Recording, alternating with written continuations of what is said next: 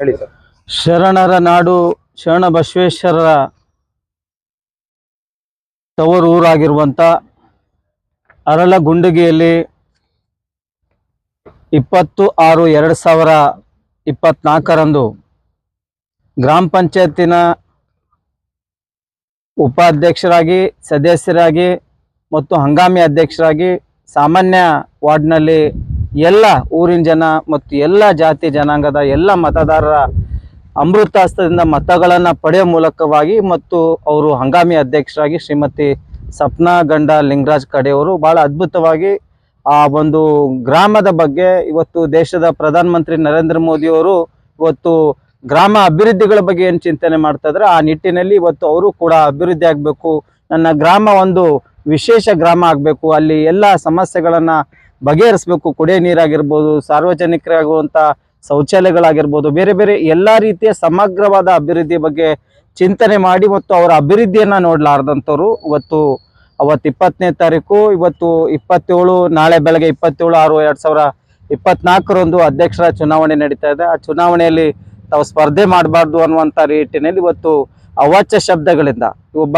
ದಲಿತ ಮಹಿಳೆ ಆಗಿರೋದ್ರಿಂದ ಹಂಗಾಮಿ ಅಧ್ಯಕ್ಷರ ಮನೆಗೆ ಹೋಗಿ ಇವತ್ತು ಕೆಲವು ಜನ ಅಲ್ಲಿ ಬೇರೆ ಜಾತಿಯ ಕೆಲವು ಮುಖಂಡರುಗಳು ಅಲ್ಲಿ ಹೋಗಿ ಅವರ ಜೊತೆಲಿ ಇಬ್ಬರು ಸದಸ್ಯರು ಹೋಗಿ ಅವರ ಮನೆಗೆ ಹೋಗಿ ಆ ಜಾತಿ ನಿಂದನೆ ಮಾಡೋ ಮೂಲಕವಾಗಿ ಕೆಟ್ಟ ಕೆಟ್ಟ ಪದಗಳನ್ನು ಬಳಸುವ ಮೂಲಕವಾಗಿ ಒಂದು ಗಲಾಟೆ ಆದಂಥ ಸಂದರ್ಭದಲ್ಲೂ ಕೂಡ ಇವತ್ತು ಗ್ರಾಮೀಣ ಯಡ್ರಾಮಿ ಪೊಲೀಸ್ ಠಾಣೆಯ ಅಧಿಕಾರಿಗಳು PSI ಅವರು ಅದಕ್ಕೆ ಸ್ಪಂದಿಸಿದಂಥ ಸಂದರ್ಭದಲ್ಲಿ ಇವತ್ತು ಕಲಬುರಗಿಯ ಜಿಲ್ಲಾ ಪತ್ರಿಕಾ ಭವನದಲ್ಲಿ ಇವತ್ತು ನಾನು ಮತ್ತು ಜಗನ್ನಾಥ್ ಸೂರ್ಯವಂಶಿಯವರು ಮತ್ತು ಲಿಂಗರಾಜ್ ಕಡೆಯವರು ಭಾಳ ವಿಶೇಷವಾಗಿ ಎಲ್ಲ ಮಾಧ್ಯಮ ಮೂಲಕವಾಗಿ ಇಡೀ ಪ್ರಕರಣದ ಒಂದು ಸಂಬಂಧಪಟ್ಟಂಥ ಎಲ್ಲ ದಾಖಲಾತಿಗಳನ್ನು ಅವತ್ತು ಬಿಡುಗಡೆ ಮಾಡೋ ಮೂಲಕವಾಗಿ ಇವತ್ತು ದಲಿತ ಮಹಿಳೆಗೆ ಈ ರೀತಿ ಅನ್ಯಾಯ ಆಗಿದೆ, ಇದು ಅನ್ಯಾಯ ಆಗಬಾರ್ದು, ಪಾರದರ್ಶಕವಾಗಿ ಚುನಾವಣೆ ಆಗಬೇಕು, ಸೋಲು ಗೆಲುವು ಎಲ್ರಿಗಿರ್ತದೆ, ಪಾರದರ್ಶಕವಾಗಿ ಚುನಾವಣೆ ಆಗಬೇಕು, ಒಳ್ಳೆ ರೀತಿ ಆಗಬೇಕು, ಶಾಂತಿಯುತವಾಗಿ ಆಗಬೇಕು ಅನ್ನೋದು ಮನವಿ ಇತ್ತು. ಆ ಮನವಿ ನಂತರವಾಗಿ ನಿನ್ನೆ ಬೆಳಗ್ಗೆ ಸುಮಾರು 11 ಗಂಟೆಗೆ ನಾನೇ ಖುದ್ದಾಗಿ ಯಡ್ರಾಮಿ ಪೊಲೀಸ್ ಠಾಣೆಗೆ ಹೋಗಿದ್ದೀನಿ. ಅಲ್ಲಿಂದ ಮತ್ತು ಕಲಬುರಗಿಗೆ ರೂರಲ್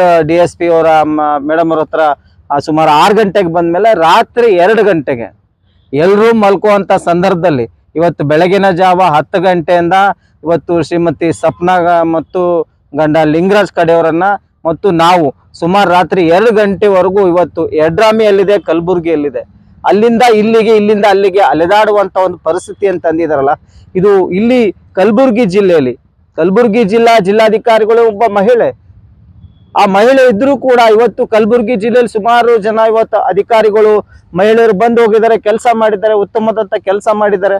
ಇಂಥ ಸಂದರ್ಭದಲ್ಲಿ ಒಬ್ಬ ಮಹಿಳೆಗೆ ಈ ರೀತಿ ಒಂದು ಘಟನೆಗೆ ಆಗ್ತದೆ. ಇವತ್ತು ಈ ರೀತಿ ಜಾತಿ ಬೀಜವನ್ನು ಬಿತ್ತುವಂತ ಏನು ಮಾಡ್ತಾ ಇದ್ದಾರೆ ಇವರು. ಈಗಾಗಲೇ ನಿನ್ನೇನು ಪ್ರಕರಣ ದಾಖಲಾಗಿದೆ, 2 ಗಂಟೆಗೆ FIR ಆಗಿದೆ.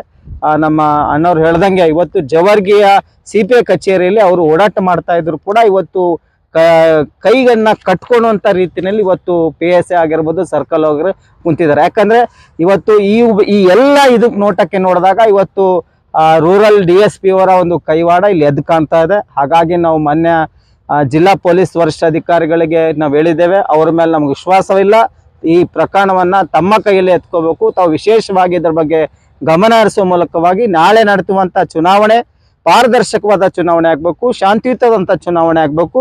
ಆ ಎಲ್ಲ ಆರೋಪಿಗಳನ್ನ ಇವತ್ತು ನಾಳೆ ಆ ಗ್ರಾಮದಲ್ಲಿ ಬರದಂತೆ ತಾವು ಎಚ್ಚೆತ್ತುಕೊಳ್ಬೇಕು, ಅಲ್ಲಿ ಪೊಲೀಸ್ ಬಂದೋಬಸ್ತನ್ನ ಏರ್ಪಡಿಸಬೇಕು ಅಂತೇಳಿ ಈಗಾಗಲೇ ಸಂಪೂರ್ಣವಾದಂಥ ಮಾಹಿತಿಯನ್ನ ಒಳ್ಳೆ ರೀತಿಯಾಗಿ ನಮಗೆ ಚರ್ಚಿಸಿ ಇವತ್ತು ಅವರು ಕೂಡ ಕಲಬುರಗಿಯಲ್ಲಿ ASP ಆಗಿ ಕೆಲಸ ಮಾಡಿದಂಥ ಒಬ್ಬ ಒಳ್ಳೆಯ ನಿಷ್ಠಾವಂತ ಅಧಿಕಾರಿಗಳಿದ್ದಾರೆ. ಹಾಗಾಗಿ ಅವರ ಮೇಲೆ ವಿಶ್ವಾಸ ಇದೆ. ನಾಳೆ ಯಾವುದೇ ರೀತಿ ಘಟನೆಗಳಾಗದಂತೆ ಶರಣ ಬಸವೇಶ್ವರ ಆಶೀರ್ವಾದ ಇದೆ. ಒಳ್ಳೆ ರೀತಿಯಿಂದ ಚುನಾವಣೆ ಆಗಲಿ, ಆ ಹೆಣ್ಣು ಮಗಳಿಗೆ ಒಂದು ನ್ಯಾಯವನ್ನ ಸಿಗಬೇಕು, ಅವರು ಅಧ್ಯಕ್ಷರಾಗಿ ನಾಳೆ ಪುನಃ ಆಯ್ಕೆ ಆಗಲಿ ಮತ್ತು ಎಲ್ಲ ಸದಸ್ಯರು ಅವರ ಪರವಾಗಿ ಮತಗಳನ್ನು ಹಾಕಲಿ, ಮುಂದಿನ ದಿನಗಳಲ್ಲಿ ಅಭಿವೃದ್ಧಿ ಆಗಲಿ. ಯಾರು ಅವರ ವಿರೋಧಿಗಳಿದ್ದಾರೆ ಈಗಾಗಲೇ ಆ ಪ್ರಕರಣದಲ್ಲಿದ್ದಾರೆ ಅವರೆಲ್ಲರಿಗೂ ಕೂಡ ತಕ್ಕ ಶಿಕ್ಷಣ ಆಗಬೇಕು.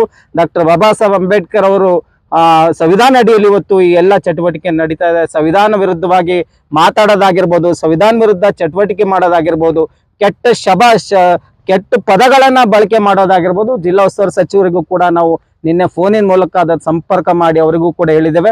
ಇದು ಇಲ್ಲಿಂದ ಅಲ್ಲ, ಇದು ಮೊನ್ನೆ ಲೋಕಸಭೆ ಚುನಾವಣೆ ಆಯ್ತಲ್ಲ, ಆ ಸಂದರ್ಭದಲ್ಲೂ ಕೂಡ ಇವತ್ತು ಎಡಗೈ ಮತ್ತು ಬಲಗೈ ಸಮುದಾಯದ ಮೇಲೆ ಇವತ್ತು ಎಲ್ಲೋ ಒಂದ್ ಕಡೆಗೆ ಇವತ್ತು ಪೊಲೀಸ್ ಅಧಿಕಾರಿಗಳ ಮೂಲಕವಾಗಿ ಎಲ್ಲೊಂದ್ ಕಡೆಗೆ ಚಿತ್ರಹಿಂಸೆ ಕೊಡುವಂತ ಒಂದು ಹುನ್ನಾರ ಏನ್ ಕಲಬುರಗಿ ಜಿಲ್ಲೆಯಲ್ಲಿ ನಡೀತಾ ಇದೆ. ಅದಕ್ಕೆ ಮಾನ್ಯ ಪ್ರಿಯಾಂಕ್ ಖರ್ಗೆ ಅವರು ಮತ್ತು ಕ್ಷೇತ್ರದ MP ಆಗಿರುವಂತ ರಾಧಾಕೃಷ್ಣ ದೊಡ್ಡಮನಿ ಅವರು ಇದ್ರ ಬಗ್ಗೆ ಎಚ್ಚೆತ್ಕೊಳ್ಬೇಕು.